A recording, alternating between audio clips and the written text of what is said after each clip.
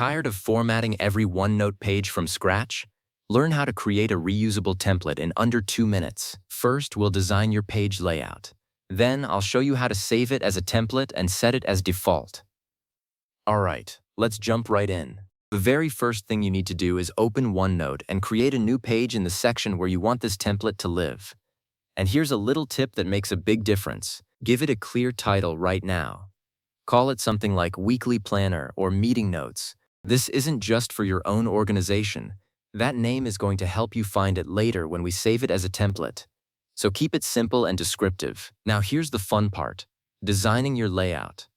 This is where you build exactly what you want every new page to look like. Go ahead and add your text headers, maybe a table for tasks or a checklist. You can even change the background color or add a subtle page design.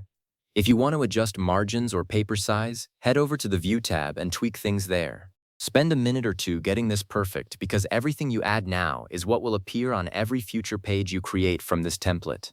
And here's the thing: I've checked the official Microsoft documentation on this, and the most reliable approach is to build your layout on a real page first, then save it. So don't skip this step.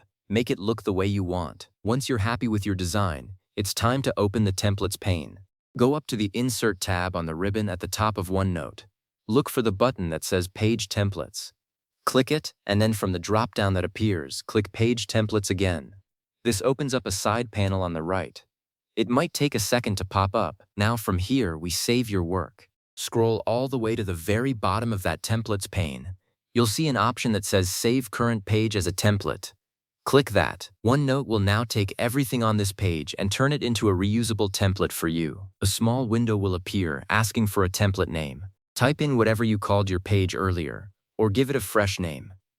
And here's the really important part: if you want every new page you create in this section to automatically use your template, check the box that says Set as Default Template for new pages in the current section. That way, every time you click Add Page, your layout is already there, ready to go. And that's it. You just saved yourself a ton of future formatting work. From now on, instead of rebuilding that layout over and over, you get a consistent, professional-looking page with one click.